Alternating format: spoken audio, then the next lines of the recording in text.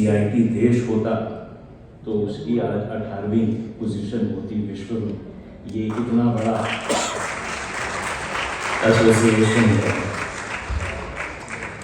आप सभी को भारत मंडपम में हार्दिक स्वागत। एक ये बहुत ही विशेष कार्यक्रम है और ये एक बहुत ही महत्वपूर्ण और अभूतपूर्व पहल या योजना कहिए उसके संदर्भ में है। इस साल 12 से 15 अगस्त को हम भारत का सबसे पहला स्वदेशी मेला यहाँ आयोजित करेंगे भारत मंडपम में, और ITPO को CIT के साथ साझेदारी करने में बहुत उत्साह है, बहुत गर्व महसूस हो रहा है। स्वदेशी मेला माननीय प्रधानमंत्री श्री नरेंद्र मोदी जी के आह्वान स्वदेशी का परिणाम है, जो उन्होंने भारत के आत्मविश्वास, भारत की क्षमता के प्रतीक के रूप में और भारत के समावेशी विकास, भारत की रेजिलियंस के साधन के रूप में प्रस्तुत किया था। और अगर ये स्वदेशी मेला हम आयोजित कर पा रहे हैं इस साल, तो इसका श्रेय माननीय मंत्री और आदरणीय सांसद के दूरदृष्टि, उनकी पहल और उनके मार्गदर्शन के कारण है, इसलिए हम इनको बधाई देते हैं। हम अक्सर मेट्रो सिटीज़ को देखते हैं, लेकिन वहाँ का जो आर्टिजन है, वहाँ का जो व्यापारी है, वहाँ का जो उद्योजक है, वो सामने कैसे आए, तो फिर ये हमने तय किया कैट ने ITPO के साथ मिलकर के बातचीत करके कि हम Tier 2 और Tier 3 सिटीज़ में भी इस प्रकार के आयोजन करेंगे। बड़े स्केल पर नहीं होंगे, लेकिन छोटे स्केल पर होंगे, और पर्टिकुलर उस रीजन की जो प्रोडक्ट है उनको हाईलाइट करेंगे ताकि वो भी मेन स्ट्रीम में आ सके। और जैसा अभी जावेद अशरफ जी कह रहे थे कि निर्यात में भी उनको बड़ा योगदान मिल सके, तो जी को यह भरोसा देता हूँ, हम ITPO के साथ मिल करके इसको IITF जैसा एक एनुअल इवेंट बनाएंगे। जिस क्षण की हम सबको प्रतीक्षा है, भारतीय व्यापार महोत्सव की वेबसाइट पे लॉन्चिंग का, तो मैं माननीय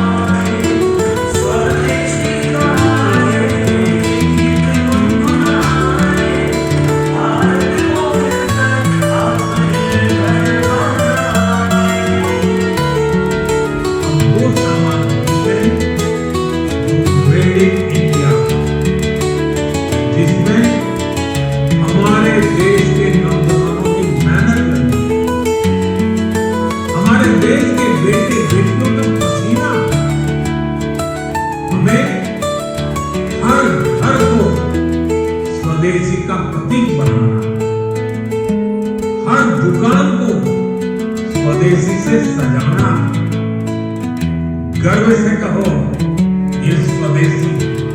पीएम श्री नरेंद्र मोदी के आत्मनिर्भर भारत के सपने को साकार करने के लिए भारतीय व्यापार महोत्सव में शामिल हो।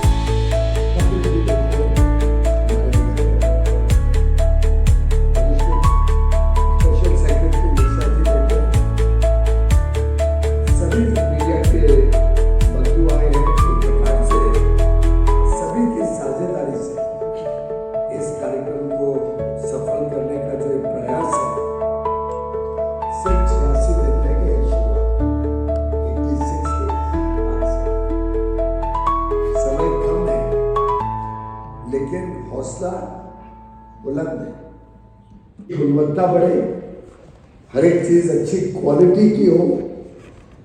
देश में जो हम काम करते हैं, चाहे प्राइवेट सेक्टर हो चाहे सरकार हो, इसकी प्रोडक्टिविटी बढ़े, एफिशिएंसी से काम हो, समय अनुसार काम हो, और जब तक अच्छी क्वालिटी, अच्छी पैकेजिंग, अच्छी ब्रांडिंग, सही तरीके से ढंग की मार्केटिंग ना हो, तब तक हम विश्व के बाजार कैप्चर नहीं कर पाए। ये बात सच है कि विश्व की चुनौतियों के बावजूद, कहाँ दो युद्ध चल रहे हैं, यूक्रेन रशिया, पश्चिम एशिया का कई महीनों से युद्ध चल रहा है, विश्व में बड़ी अनिश्चितता का काल है। उस सब के बावजूद भारत एक प्रकार से like an oasis in the desert तेजी से आगे बढ़ रहा है। हमारी अर्थव्यवस्था भी आगे बढ़ रही है, हमारा निर्यात भी आगे बढ़ रहा है। इस वर्ष का भी निर्यात $863 बिलियन, यानी पिछले वर्ष से लगभग 5% ज्यादा इस वर्ष भी हमने किया। गुड्स में भी बढ़त है, सर्विसेज में भी बढ़त। अब ये छोटी उपलब्धि नहीं है आज के परिप्रेक्ष्य में, और आने वाले वर्ष का टारगेट, यानी अभी जो वर्ष चल रहा है उसका टारगेट हमने और बड़ा रखा है कि इस वर्ष हम सब मिलके $1 ट्रिलियन का एक्सपोर्ट करें।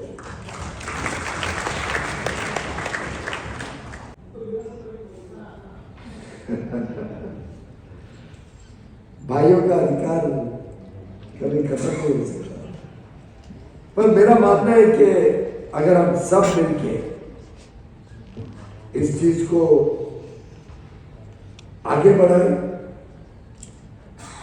तो स्वाभाविक रूप से देश की समृद्धि भी बढ़ेगी, हर एक को नए अवसर मिलेंगे, बड़े रूप में देश तरक्की करेगी।